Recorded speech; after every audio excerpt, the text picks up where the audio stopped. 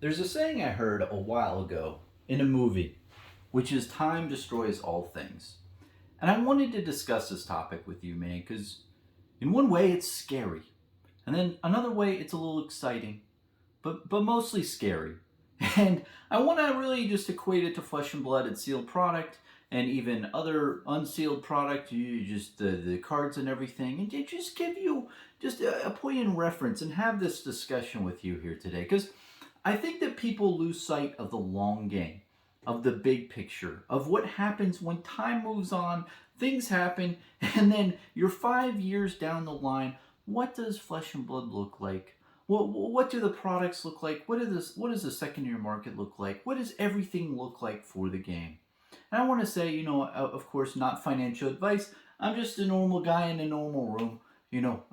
Take my words with whatever you do. This is not advice, just entertainment for you, man.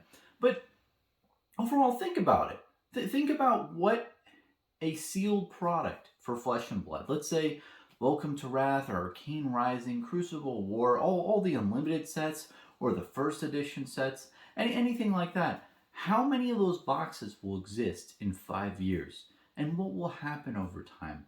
Because, just in this era right now that we're in 2022, in the Q1, it's been pretty pretty bleak. The box prices are really low, across the board. Welcome to Wrath is around $65 a box for Unlimited. If you go to the right places, or $70 or what have you. Arcane Rising fluctuates around 110 right now. Crucible War Unlimited, I believe, is around that 80, 85 range. It could be a little lower, I'm not sure. But the point still stands. Product is very affordable right now. I mean, heck, even Tales of Aria is like $90. Monarch's down to 150. All these prices have gone down with a lot of the sealed product market, especially in Flesh and Blood. But across the board, it's a very slumped period. People aren't really throwing a ton of cash at the system that we currently are in. But what happens when time goes by? What happens when 3 years go by and people like continually open out Welcome to Wrath unlimited booster boxes because they're $65 and that's pretty cheap, or they crack open Arcane Rising hoping for that CNC, or Arknight Skullcap. What happens when more and more product keeps getting deleted from the system? Because what's out there is out there. It's not like there's a big warehouse that Legend Story Studios has full of product. Most likely, they do trickle stuff into the system. We all know this, but how much is going to be left over? And I want to say personally, man, I am putting a good amount of capital in sealed product, because that's what I'm thinking. And if you look at any other trading card game, take it Magic the Gathering for instance, look at the sealed product. Look at how it ages over time.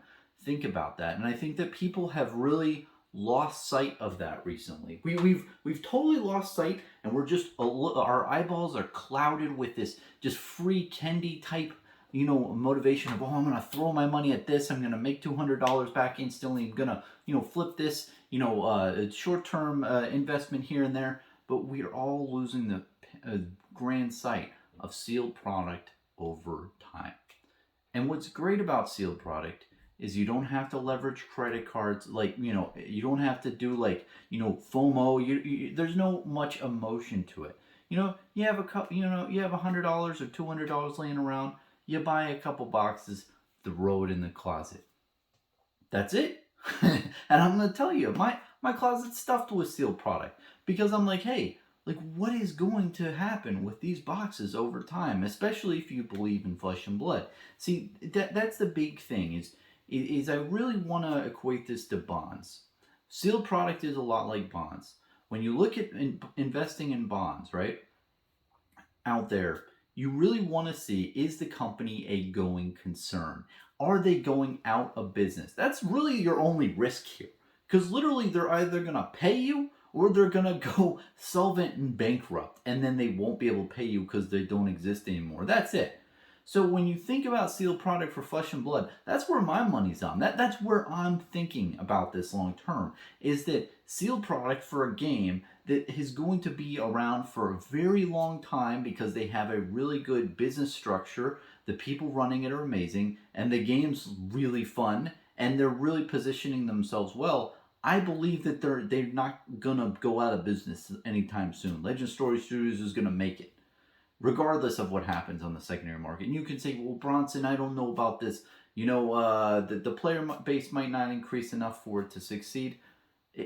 Guys, Legend Story Studios is a small operation over there in New Zealand. No offense, but they are. Which makes it great because their overhead costs and their expenses and all that shit that you normally have in a big ass building, or like just hiring like a grade A staff of people of like, 100, 200 people plus, they don't have that, which is great. They don't have to sell as much volume of their game to fund their business. So I think that that's a huge boom going forward. What does that mean? Well, when you look at the sealed product, when you see the stuff is really cheap now, my question is really how much is going to be out there in another 3 to 5 years? Do you really think local game stores are just going to have it collecting dust for years and years and years? Especially with this generation, I think another concept that I think a lot of people need to realize is stores want cash flow. Cash flow is imperative for stores to live and just get their money back to reinvest. If they hold up their inventory too long, it's not good for a store. That is dead money, and that's not good. So what do stores do? They offer discounts. So they'll put it at MAP pricing. Just try to get rid of as much inventory as possible if they get squeamish and if they see other opportunities that they want. So as that's happening, as this product, and you've seen it, I mean, when a Welcome to Wrath Unlimited booster box is $65, come on, man. I mean, when you have all these other different products that are really dirt cheap, what is that going to do? Well, it's going to incentivize consumers to buy more because they're cheap. And it's going to incentivize people to rip open the boxes and delete the boxes from the system. Well, what happens in 2-3 years when, I want a Welcome to Wrath Unlimited booster box. All the game stores, all the big distribution, all these places out there just got rid of them because they just wanted their cash back. They wanted to, flip to get into other things. I feel like that's really the whole vibe I'm getting when I'm seeing a lot of things out there. And I think if you want to put a little business term, there might be a little tone at the top kind of vibe. I mean, when you have, big guy CFB doing their, mass, dumping onto the market, and you kind of have other people following suit, even if that's not the right thing, even if what I'm trying to say is CFB dumped a lot to the market. I don't mean to, bash them or anything. They did it on eBay. They've done it very publicly, so we know this. That kind of sets the tone for the market, makes it very, small. It makes the price of the boxes go down. So there is a different theory out there that, hey, maybe this is just a temporary slump, get boxes all into the system, but you have to think who is buying all these boxes. Is it investors? Is it collectors? And then that's a big question, is who's going to keep all this sealed long term? Because when you think about how this is getting divvied up, collectors don't really want to collect it as much because they're focused more on the high-end stuff, the big whale collectors, that is. They're focused on the high-end stuff, the really limited stuff, which I totally understand. But what happens when unlimited booster boxes become rare? When you don't have them into the system as much? Well, the price will go up. And when that happens, what will happen to first edition?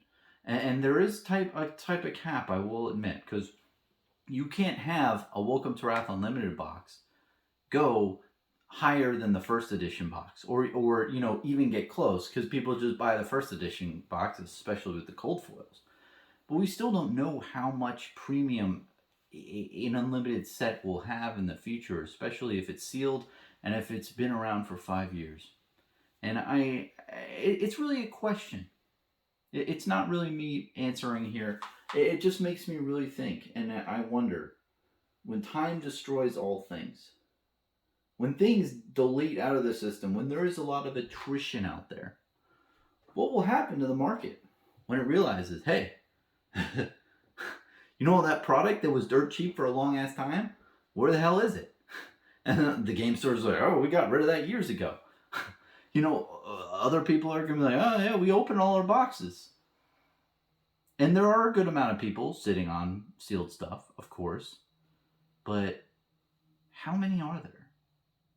And what will happen if all of them are playing the long game? Because the people who have it now are probably playing the long game. But what will happen in 2 to 3 years, even, when all the stores are out of it, when just the people who were in it for the quick buck are out of it, and only the long term people have it? So just a very interesting question here, man. Just a very interesting concept, especially with attrition, with sealed product getting deleted over time. And you might say, well, Bronson, the cards, the EV of the box and everything, it's not very high for Welcome to Wrath Unlimited. It's not high. You open the box and you don't get the cards you want. So there's no way that the price of the box will go up over time. But there's going to be a lot of people who collect even sealed booster boxes, saying, hey, I want a sealed unlimited boxes from every set. That would be really cool. And those people are going to want it. And a bunch of other people are just going to want it for playing like draft or sealed tournaments, just hanging out with friends and reliving the golden days. And man, I have to admit, that's a really big reason why I'm keeping a good amount of sealed product, is because in like 5 years, I think it'd be awesome to just open a box of Welcome to Wrath with a bunch of friends, play in a Welcome to Wrath draft, an Arcane Rising draft, and just reminisce of the set that I just really got me into the game. So it's a really interesting topic, and I think it's not really discussed. And in this era of free trendies, I feel like the mass people out there, especially the stuff you see on the internet, the things that you see and that are advertised into your eyeballs, nobody's really telling you like, hey man, look long term, look into the future. No, people are saying, hey, do you know what's going to happen 2 days from now? You know what's going to happen from a weekend now? You know what's going to happen for 5 days from now? Oh, yeah, it's right now, here now. And buy now, do this, that, and it's all in the current time frame. But every now and then, I like to just take myself out of just this current environment, right? In this current vibe, and think, okay, that's great, but what is going to happen if I do believe in this? If I do believe in Flesh and Blood long term, if I think it's going to stand the test of time, if it's going to be around for the longest time, and if all these different circumstances that are in play now, where distribution and stores are just trying to dump stuff as fast as fucking possible to recoup capital, and then consumers are buying it because they like it. They like the product. They like playing the game. And at these price points we're at now, sub $100 a booster box, it's very enticing to buying boxes versus buying singles. And that makes them buy more and open, and you might even have other people who are realizing, hey, the EV on these boxes is pretty high compared to the price of the boxes, so I'm gonna crack a bunch of them and sell the singles. I think that there's just so much vibe out there in the current market to just dump, open, just use the product in the current market. But when things go into a different direction in the future, and when boxes just every day, how many boxes do you think are cracked? And when you get to a year, 2 years, 3 years down the line, it'll be interesting to see what happens. Time is really a fickle mistress. Thanks for watching.